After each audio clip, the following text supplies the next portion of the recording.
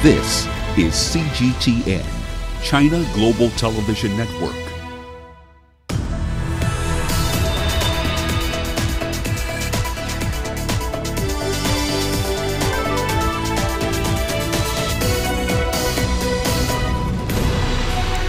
Hello there and welcome to Global Business Africa. We'll be giving you insight into Africa's business and financial markets.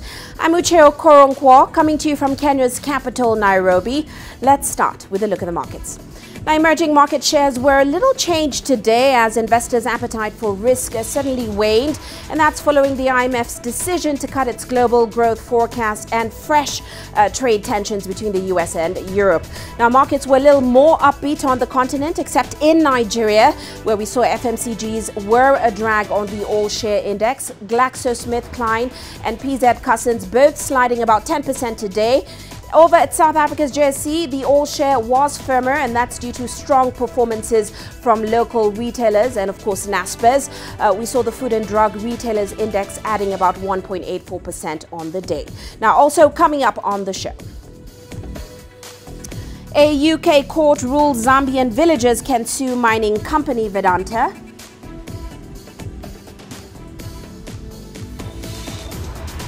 EU leaders are currently debating whether to give the UK an extension for its Brexit deadline.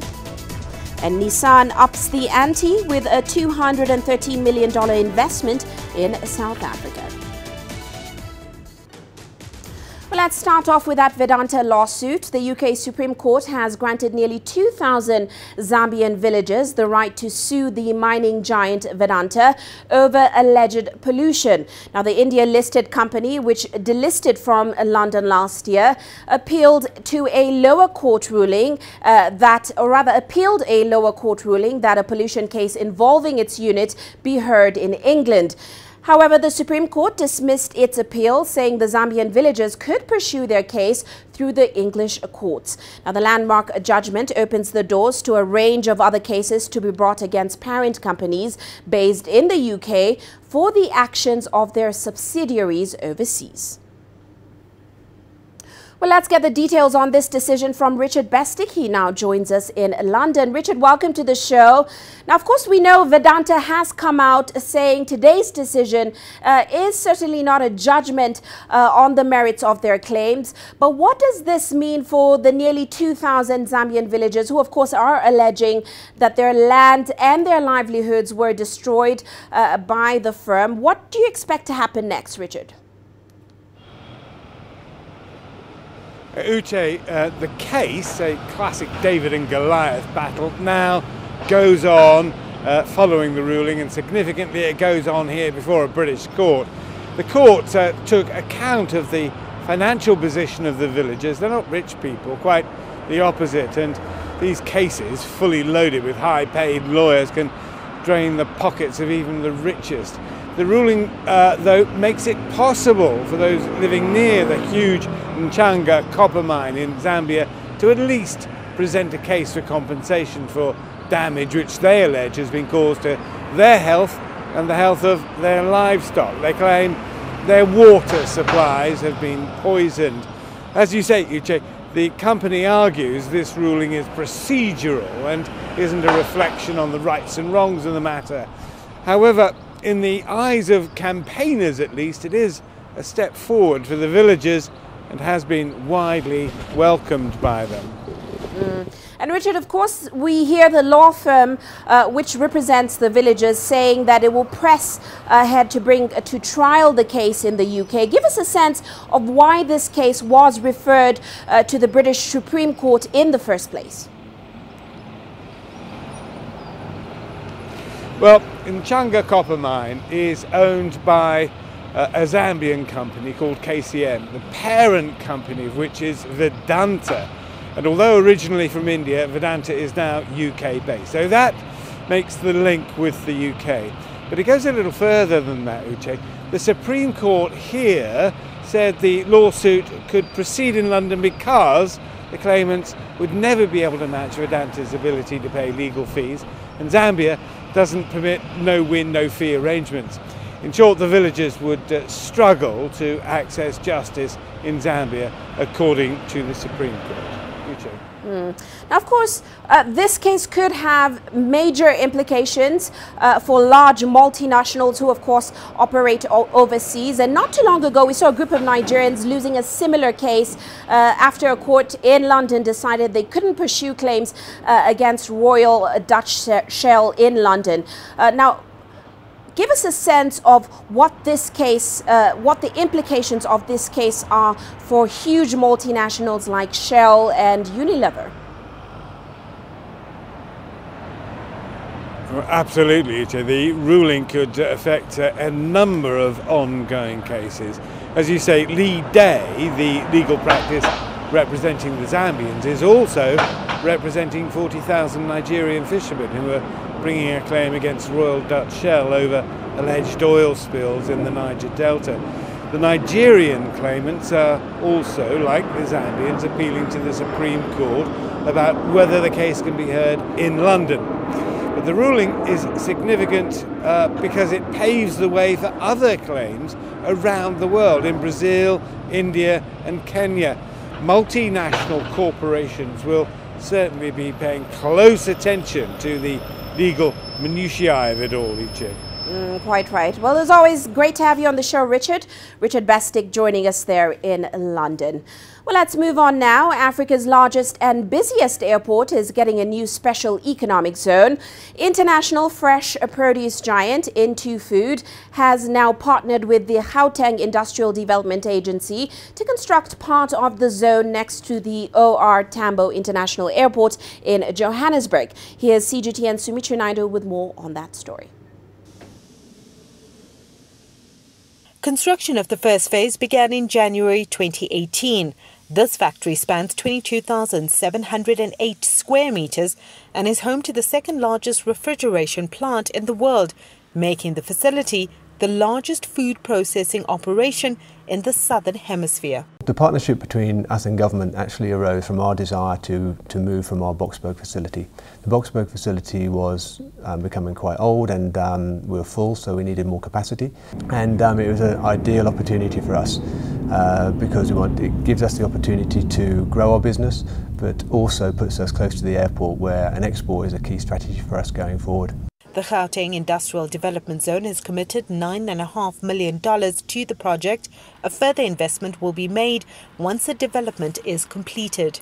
With the private sector, implementation is quicker and it's easy to acquire funds, and also what is more exciting for us as government is the number of jobs that this development will be creating.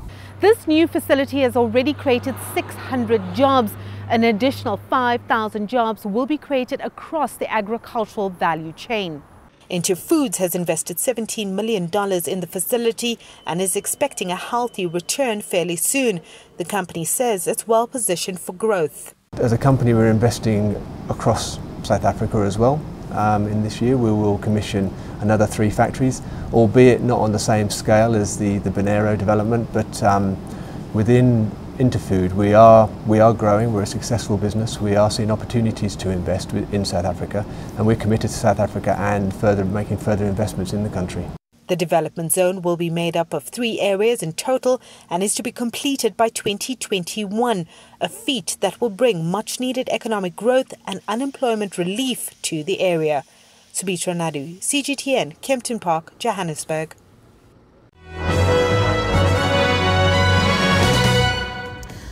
Well, now let's take a look at our corporate headlines for the day. South African lender ABSA is aiming to make a start on its investment bank-focused expansion into Nigeria in the second half of this year.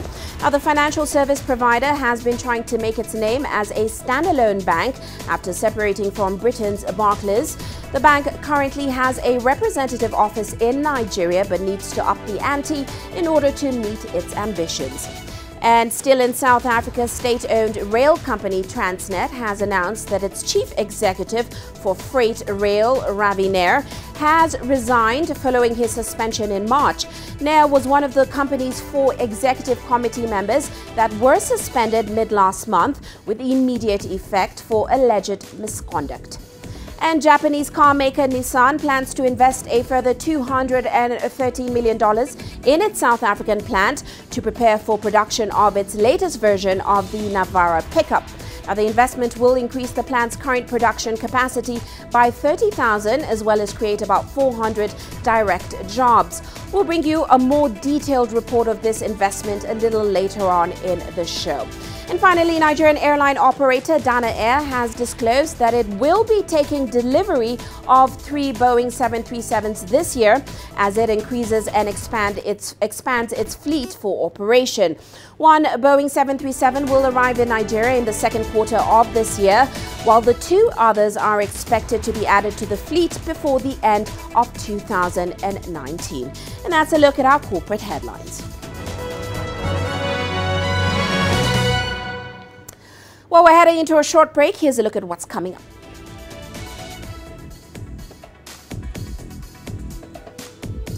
The European Union raises concerns about Uganda's horticultural products. And Nigeria suspends mining in the volatile northwestern state of Zamfara. The world economy as we know it is about to change. Global business reports highlight emerging markets, developing countries, and dynamic sectors worldwide. We feature top analysts and newsmakers to provide perspectives on every facet of business. From an on-the-ground perspective, we provide you with balanced and objective assessments.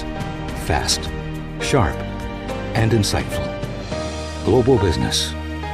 Only on CGTN. Every story starts out like this. Okay. We'll head up now. But beyond the rush of the numbers, there's always a more fundamental question. What happened? Who has been affected? When market-moving decisions are made, who's responsible? And why?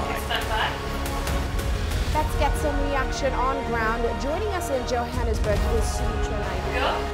Hello, Nairobi. This is how all stories begin. See how they end. Only on Global Business. There's more to this place than just glorious landscapes. There's more to it than just, say, Table Mountain or glorious, endless salt flats. There's more to it than countries that are home to some of the deepest mines in the world. There is so much more to this place, even if it is home to some of the finest diamonds on the planet. It is the sheer diversity of the people who call Southern Africa home, and the relentless drive to make it a better place that make it so special. And we know that because this too is home.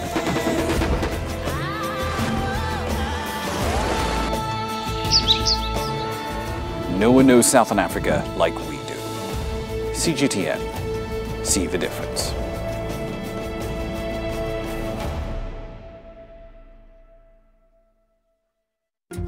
Africa is the nexus of enterprise, and Global Business will tell you why it matters. From the mega investment projects to multi-billion-dollar mergers and acquisitions. Africa today collects, just in terms of revenues from taxes alone, $545 billion a year. If you take 10% of that and you devote it to the energy sector, problem solved.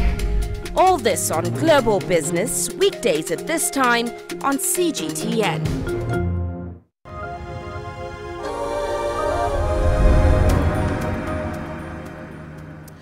Welcome back. Well, let's head to Uganda now. The country has put in place measures designed to protect and regulate the country's export market. Now, this is in response to a threat from the European Union to ban Uganda's horticultural products over concerns about pests. Well, shipments of chili peppers, rose flowers and soursop intercepted in some EU countries contained infestations of harmful pests such as the false codling moth. Here's Michael Baleka reporting from Kampala.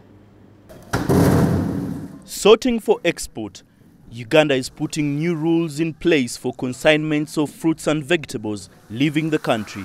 The National Task Force under the Ministry of Agriculture will put in place sanctions to blacklist exporters who do not maintain the standards. If an exporter has had more than one interception, then we have to stop clearing them. Capacity building of export companies to comply with the market requirements of the destination markets. The EU raised concerns about the presence of pests, poor storage, packaging and high levels of unwanted pesticide residues in Ugandan horticulture products. The government says it is now moving to enforce tough conditions, starting with the registration of all farmers and companies involved in the export trade. It's a requirement that each exporting company declares the farmers who are supplying him, should declare the area, the acreage of these farmers, so that it helps us to double check to see how these farmers are doing whatever they are doing. In 2015, several EU member countries raised the red flag on Ugandan products because they were falling short of the recommended standards. The horticulture sector is one of the top earners for Uganda, with annual volumes of up to $100 million worth of export volumes for roses, fruits and vegetables to the European Union, North America and the Middle East. The country is, however, experiencing a decline in export earnings, largely due to non-compliance to standards. Some exporters blame the government for ignoring the sector and taking too long to regulate it. First of all, they have to clean the system, they have to regulate the system, they have to put stricter conditions even for new entrants, not as barriers, because we need the exporting company, the market is big, but of course there should be minimum requirements. However, the government hopes the new measures it's putting in place will ensure the country's products maintain access to current markets and have the potential to expand and penetrate new ones. Michael Baleke, CGTN, Kampala, Uganda. Now, a new economic report estimates that financing the Sustainable Development Goals in Africa will require an additional $638 billion annually. That's a figure the continent must find smart ways of raising. Now, economists also say with only 10 years to reach that 2030 goal, the current 3 to 4% economic growth rate on the continent is still too low. Well, CGTN's Coletta Wanjoyi spoke to Vera Songwe, who is the Executive Secretary of the UN Economic Commission for Africa. They unpacked that report. And the report that we have launched today shows that by raising more revenues, we can actually have the financing that will take us there to the tune of 12 to 20% of GDP, Africa's GDP, which is about $230 billion a year. $230 billion is a lot of resources that can allow us to substantially close that gap. Different countries in Africa have different priorities. Some are thinking infrastructure, others manufacturing, others health and all that. How are we going to align these priorities so that the continent moves together towards reaching a double-digit economic growth? And I think that is a little bit, it's a great question. And again, even in the report that we just launched, we have 5 different options for countries. You can do good fiscal policy, which is in some sense, how you do your tax policies and what kinds of allowances you give to the private sector, whether you want to improve indirect taxes, whether you want to just improve administration, whether you want to look at price erosion and base shifting in your mining sector, or whether you want to control your debt. So there's 5 options. And different countries will pick different options. And this is similar to your question is, we have over 50 countries on the continent. Some will be more interested in making sure that they provide better health care, because health care is the largest issue, particularly in the southern cones of Africa, you have that. In others, it will be energy. If you're in Kenya today, 70% of the population has access to energy, so probably maybe that is not the most important. They're now looking at infrastructure. If you're maybe in Lesotho, you are looking at energy and health. But I think the question is, and this is where the CFTA becomes important, because then you can leverage in, for example, the SADC region, looking at regional value chains. And so you take what is the best in each country to create global wealth or regional wealth. African countries still have a debt burden, but the economists are advising the continent to move towards self-sustainability as far as financial issues are concerned. But how do we balance a case whereby we still have a debt burden, and we still have to repay our loans, and we still have bilateral agreements between our countries and foreign countries where we are still borrowing. No, I think you asked the right question. Today we have over 13 countries on the continent that are at risk of, debt distress. And I think as we work on that issue, there are two things that we have to look at. Is one, it's okay to take debt, but you have to make sure that whatever you're borrowing for is going to give you a rate of return that is higher than the cost of the money that you're getting. A lot of the times that is the case initially, but because of governance, because of weaknesses in capacity, it always takes a lot longer to implement an infrastructure project on the continent than it will somewhere else. So if you were meant to implement a project in 6 years and it took you 12 years, the cost of the resources that you borrowed just go up. Now, a second part of it is exactly as you said, bad governance. We don't have enough transparency, there is not enough clarity on the nature of the debt, on the conditions of the debt. And then we also have a problem that many of our countries have currencies that are weakening and they're borrowing in currencies that are strengthening. You get debt because you think you do not have other ways of getting resources. But we've just shown in the Economic Report for Africa that you can actually raise taxes. There are other assets in our countries like pension funds, different ways of ensuring that your capital markets, local capital markets and regional capital markets can provide you with some more resources. Countries like Kenya, South Africa, Cote d'Ivoire are doing that. And I think we need to do a lot more on the continent. That will help us balance our debt to GDP ratios a lot more. And in Nigeria, the government has suspended mining in the northwestern state of Zamfara. Now, the suspension highlights the breakdown of security in a part of the country where the military, police and state security forces have been deployed in recent weeks. Here's CGTN's Kelechi Emekalam with the latest. Zamfara State in the northwest is home to large quantity of gold and other minerals such as barite, nickel and manganese were recently discovered there. Several foreign companies have been mining minerals there, while others are prospecting for more. Some of them operate in areas where gunmen have been terrorizing parts of the state. A few of them had already halted mining, but there are some whose operations have gone on even in the midst of armed raids. President Buhari's directive gave them only 48 hours to shut operations and vacate. Security chiefs who met with the president suspected some of the miners were paying protection fees to the gunmen. Over time, we've been monitoring concerns by residents of the state that why is it that the miners are not being attacked by the bandits, both the foreign miners and the local miners. So that issue, that discussion has been ongoing for quite a while, suggesting that perhaps either the miners are paying off the bandits or the bandits are actually helping the miners to continue their profession, quote and unquote. On the other hand, the citizens of the state have been complaining that they are not benefiting from the mining activities. The directive does not say when mines in Zamfara will reopen, but the Ministry for Minerals has said that the suspension is a remedial measure and mining would resume soon enough. Armed gangs have become a major security threat in Nigeria's northwest. The gunmen, or bandits as they are called by the government, have killed hundreds this year alone and continue to displace thousands in the state. Nigeria's military has been battling to defeat them, and as news emerged of the suspension of mining in the state, the Air Force claimed it killed 25 of the gunmen in air raids. Kelechi Emekalam, CGTN, Abuja, Nigeria.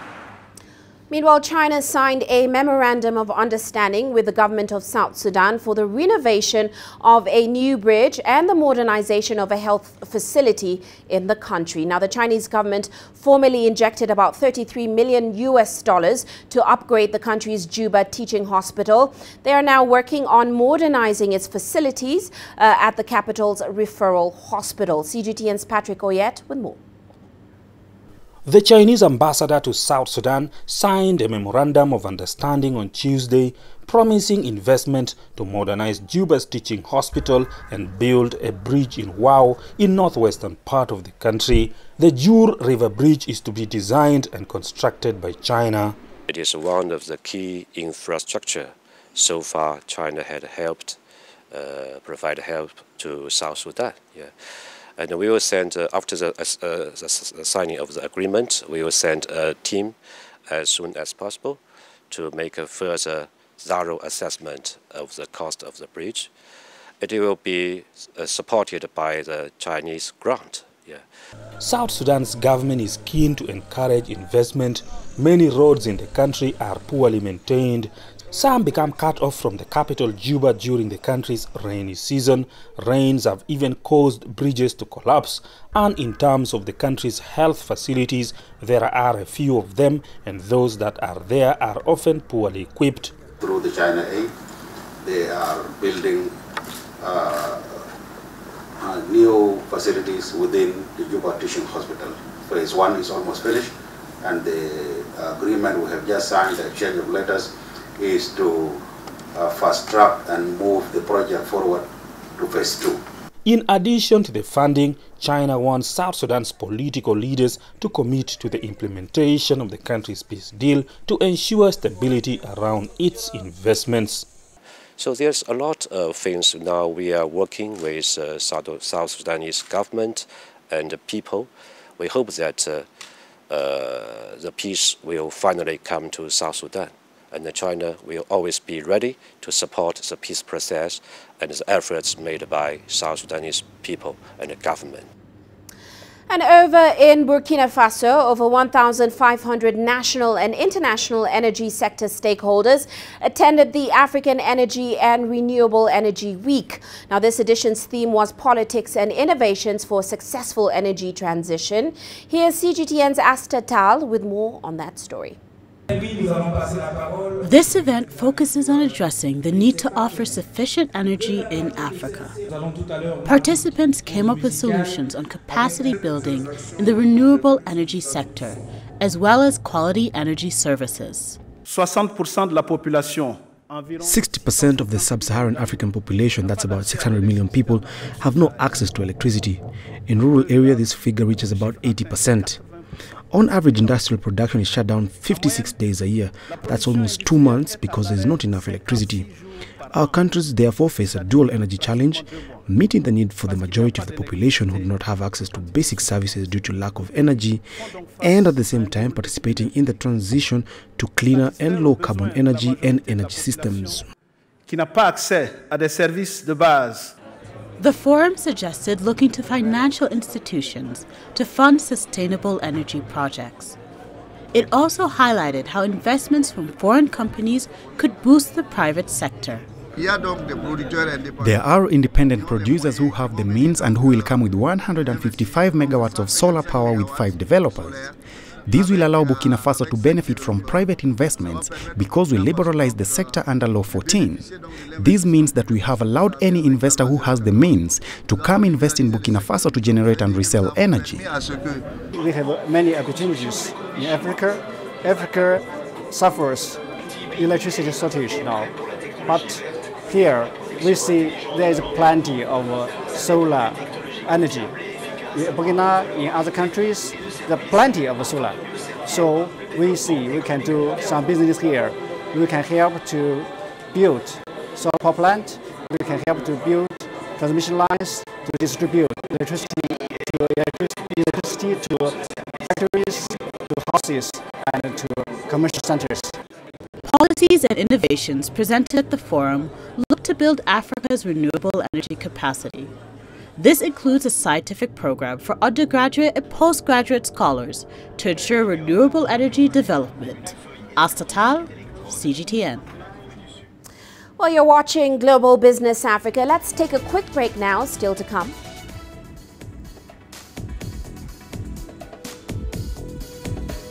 European Union leaders are currently debating whether to give the UK an extension on its Brexit deadline. And Indonesia plans to close the popular Komodo park to protect the endangered dragons.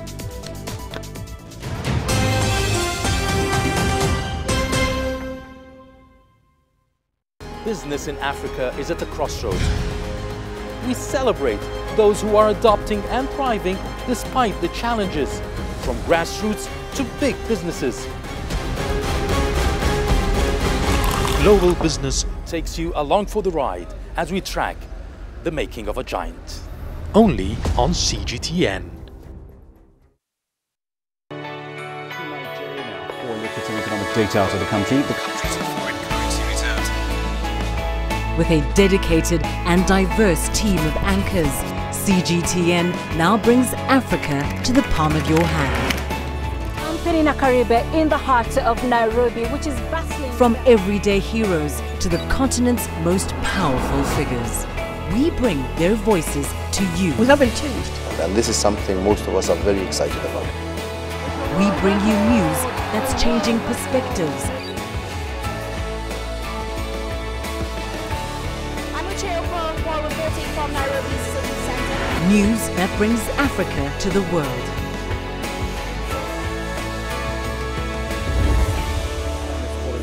CGTN. See the difference.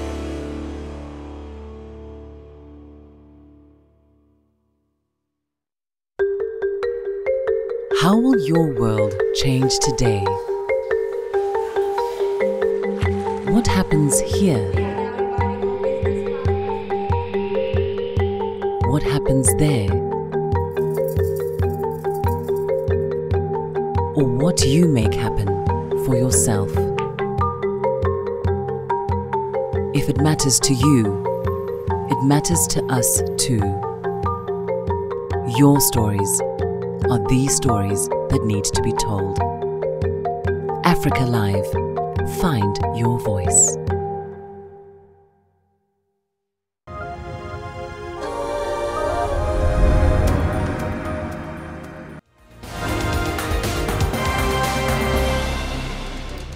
And just about 5:30, let's recap today's headlines.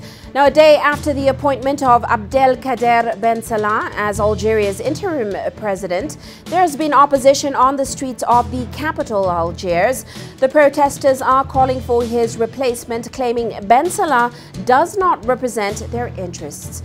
And as fighting intensifies in Libya, tens of thousands of migrants remain at risk. The United Nations is calling for migrant detention centers to release their detainees. Officials now worry that immigrants stuck in these detention centers could be forcefully recruited to fight.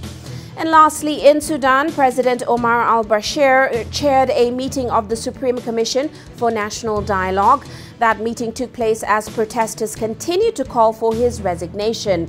Now, security forces tried to disperse the demonstrators outside Sudan's defense ministry.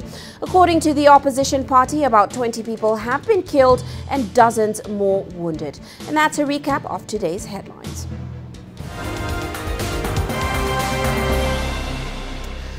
Well, let's move on now to the latest on Brexit. With just 2 days before Britain exits the EU, European leaders are meeting in Brussels right now to decide whether to grant the UK another Brexit delay. Now, hours before the crucial summit, German Chancellor Angela Merkel told German lawmakers that she favors granting an extension of several months to the Brexit deadline.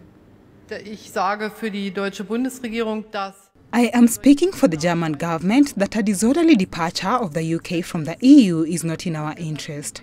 That is why we are very glad that the British Prime Minister, who was in Berlin yesterday, has assured us one more time of her firm intention to find a solution out of this difficult situation together with the opposition. She has therefore asked for an extension until June 30th. We also have our expectations. This means, above all, that the European institutions must be able to function without disruption. This includes the European elections in May in Great Britain, as well as the readiness to constructively cooperate with EU decision-making.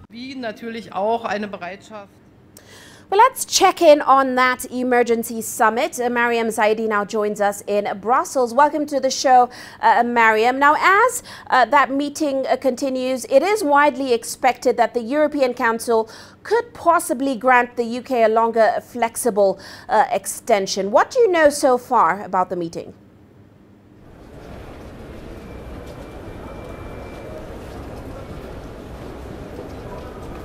Hi, Uche. Well, you know, you're absolutely right. Definitely it seems the EU is going long, but what exactly are going to be the conditions attached? Well, we're going to have to wait and see for those. Now, so far, those exchange of views with the UK Prime Minister Theresa May and the other 27 EU leaders lasted about 1 hour, and now the 27 have now broken off to really mull things over and also have some dinner. Now, what EU leaders will have really been looking for from the UK Prime Minister is whether she really has a plan. How is she going to secure this parliamentary majority for the withdrawal agreement, should, of course, they grant her an extension, but also to find out if she really has a plan if she can't achieve that. It seems going into the summit that most seem to be believing that she's coming here empty-handed, so the EU really needs to step up, and that's why the UK is unlikely to get a year-long extension, but it could even be up until March 31st next year, Uche. Well, Mariam, there actually seems to be some reluctance amongst EU members to give the UK more time. Now, given this fact, what are your thoughts on what those conditions from the EU could be?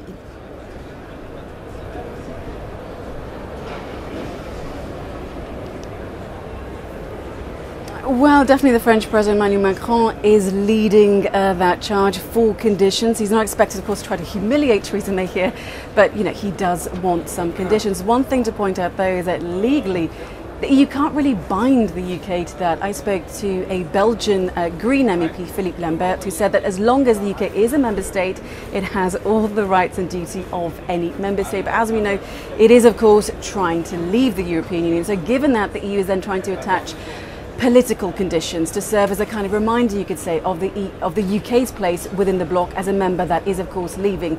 Now, what they don't want the UK doing is, during this extension, is really torpedoing EU decision-making. For example, you mentioned EU parliamentary elections. Now, they want UK MEPs, of course, to contest those elections, but when it comes to, for example, chairing committees, they don't want UK MEPs to be taking up these big positions. Quite right. Now, over in the UK, Mariam, it's been about a week since we've seen those cross-party talks between Prime Minister May and, of course, the opposition Labour Party. What is the feeling amongst EU members about May's plan to find some sort of compromise, given that we've seen them continuously fail to find any sort of compromise?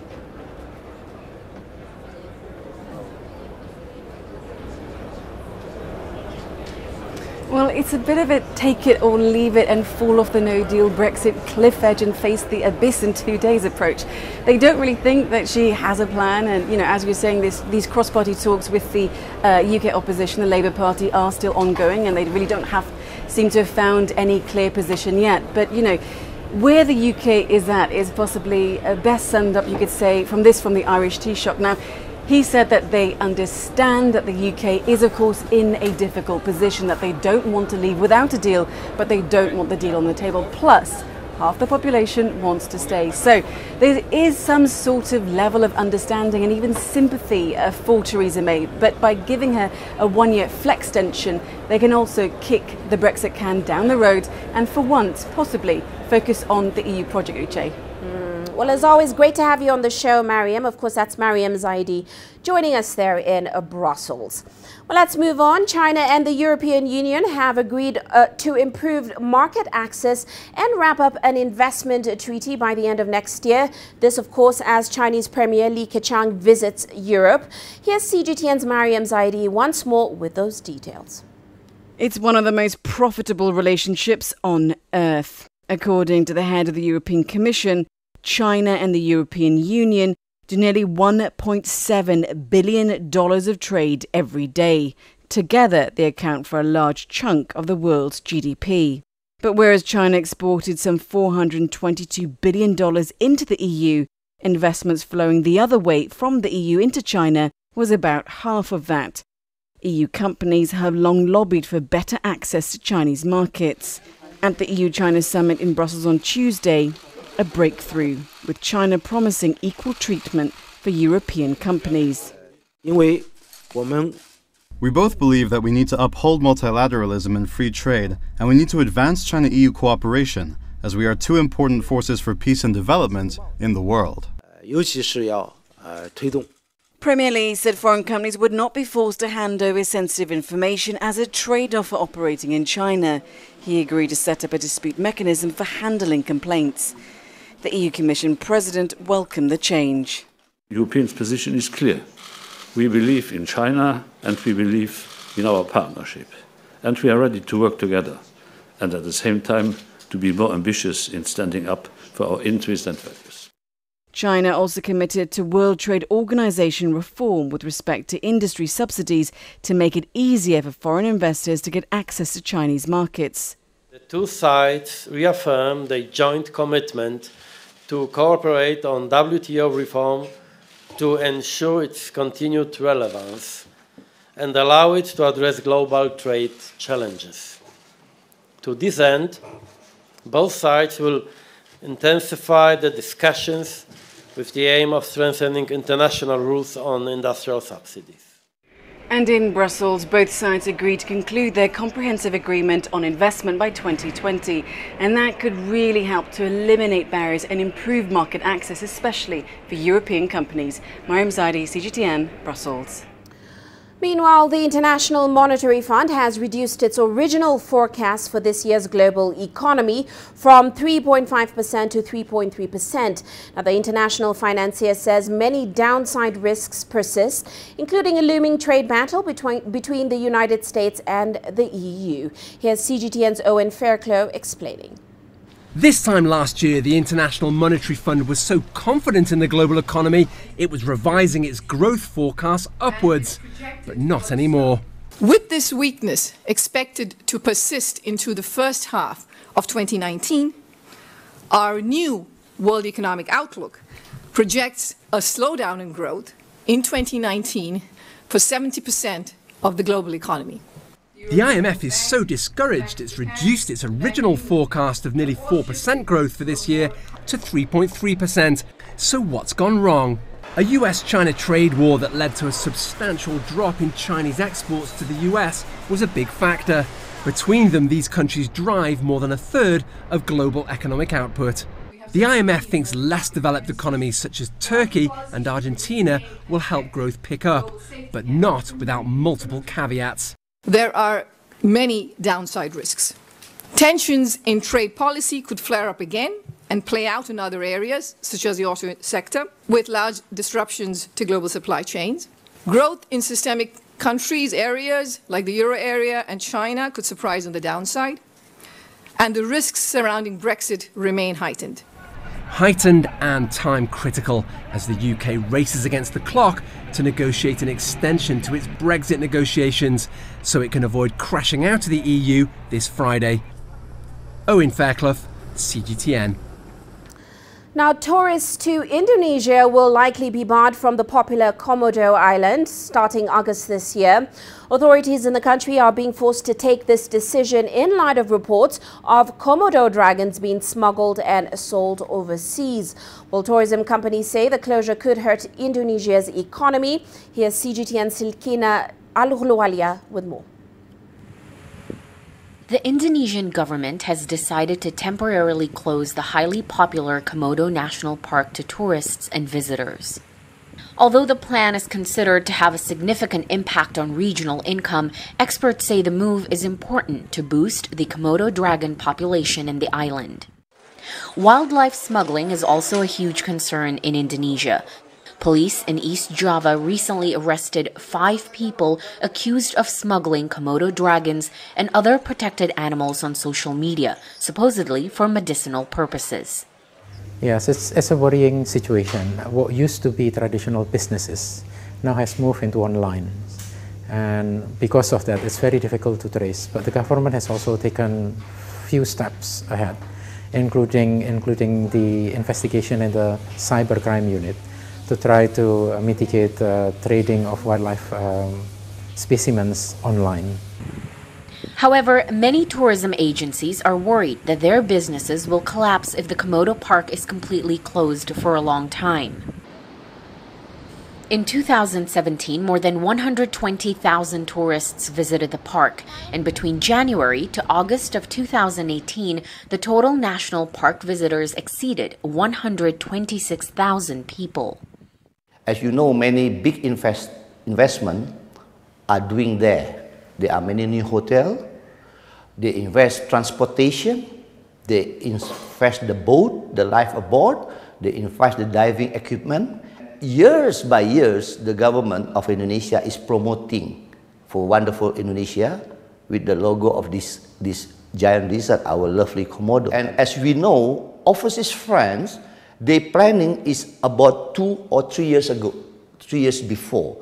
Tejo says the problem is not tourism, but rather unsupervised locals that turn to smuggling. Indonesia's Environment Ministry say the closure will not only help to increase the population of Komodo dragons in the park, it will also allow them to develop better tourism facilities, in return contribute more income to the region. Silkina Alawalia, CGTN, Jakarta. Now, a Michelin star restaurant has set up an outlet at Dinerama, which is a huge industrial-style street food market in London's Shoreditch. Now, the restaurant's owner says that the move is meant to attract more young diners as street food is becoming increasingly popular.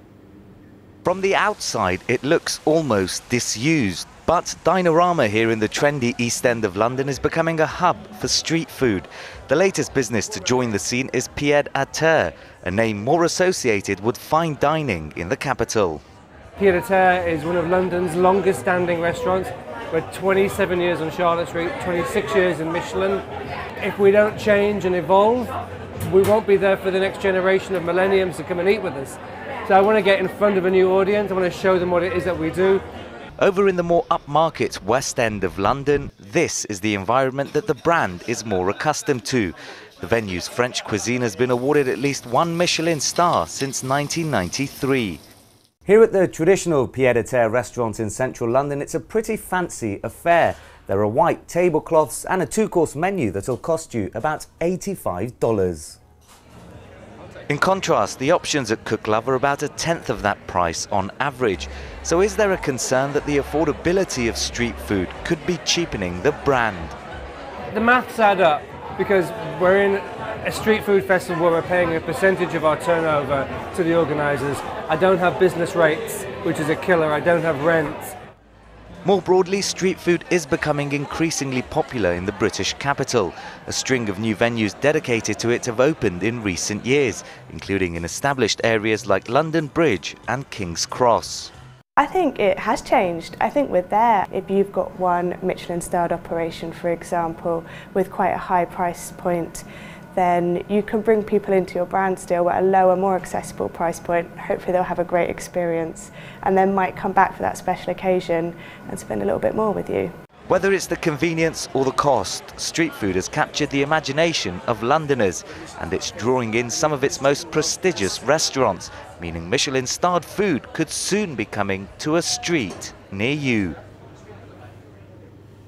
And shifting focus now, let's take a look at how commodities performed today. Oil prices continue to recover, heading back towards 5-month highs hit the previous day, as of course OPEC production cuts and US sanctions on Iran and Venezuela continue to tighten supply in the market. Meanwhile, gold holding steady near a 2-week high as we saw world markets retreat after the IMF cut its global growth outlook and of course ahead of the release of minutes from the US Fed's March meeting. Well, let's head into a short break now. Still to come.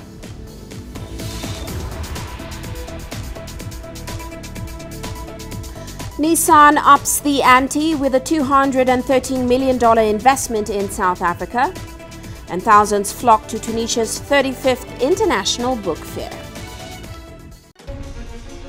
Images may appear to be identical, but looks can be deceiving. The difference is not always obvious. It has to be discovered. There are always different sides to a story. We put the focus on the details. To see more, to understand better. CGTN. See the difference. The greatest journeys. The greatest sights. The greatest adventures. Here in Qanater, this weir allows the locals to walk on water. We're far more than just TV news. We're your passport to the wonders of Africa. To bring you stories of struggle, survival and hope.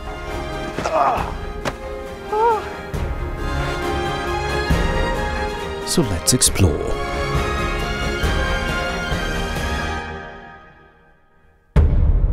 CGTN.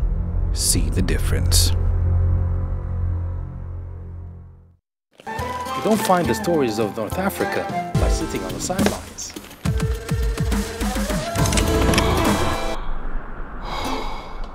No one else will take you where we can in North Africa. And no one else will show you what it's all about.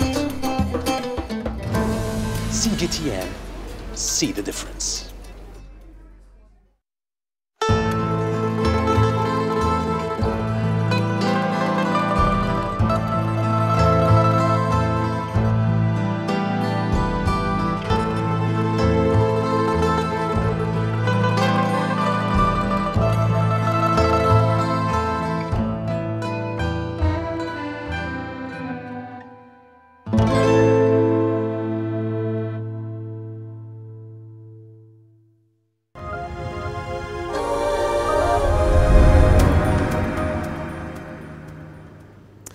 Now, in South Africa, President Cyril Ramaphosa has hailed a move by Japanese car maker Nissan to invest about $213 million in the country's economy.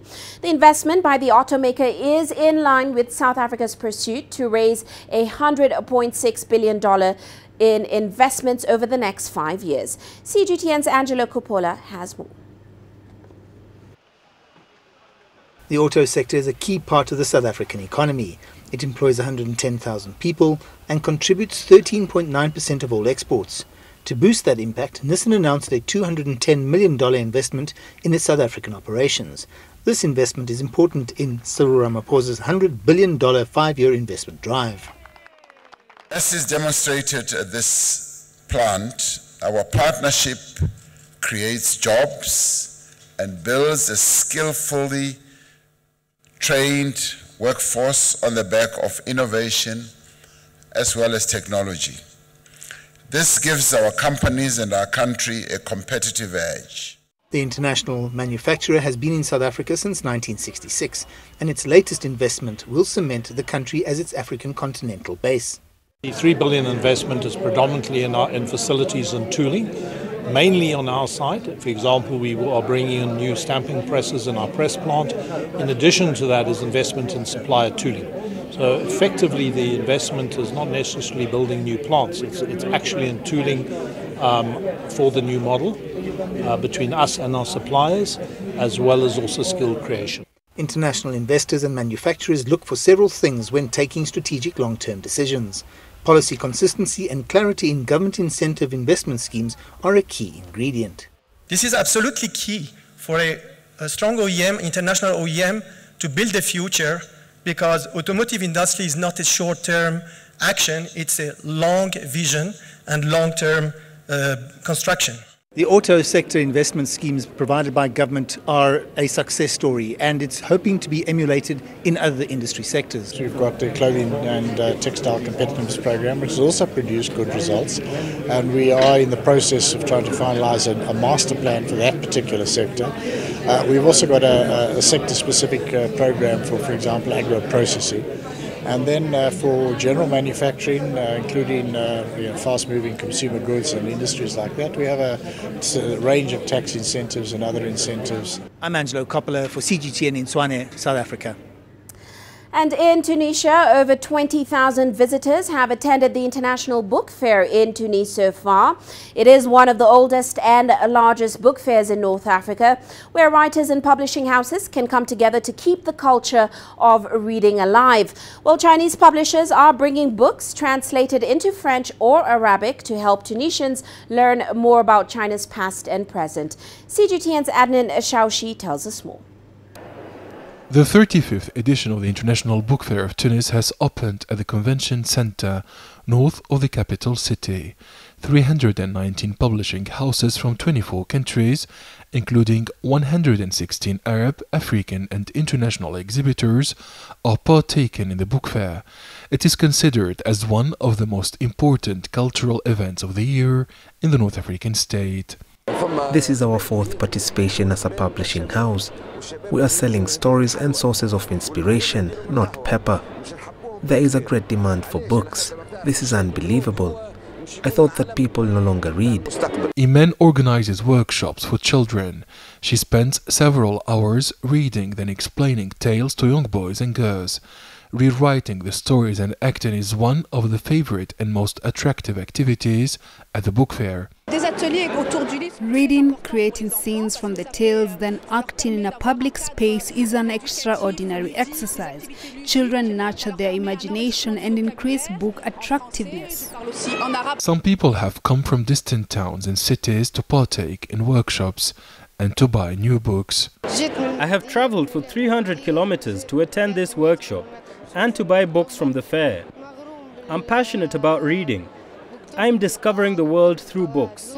The stand of the Chinese Cultural Center in Tunisia here at the 35th edition of the Tunis International Book Fair has attracted visitors of all ages and social classes. Tens of books on Chinese culture, language and civilization, as well as 6 Chinese legends written by prominent writers, are at display at this stand. The Chinese legends talk about universal values. They are translated from Mandarin to Arabic by university teachers and students. Tunisians love Chinese culture and read Chinese books to discover this great civilization. Over 20,000 people have attended the book fair. The Ministry of Culture is expecting at least 15,000 additional visitors in the next few days. Adnan Shawishi, CGTN, Tunis.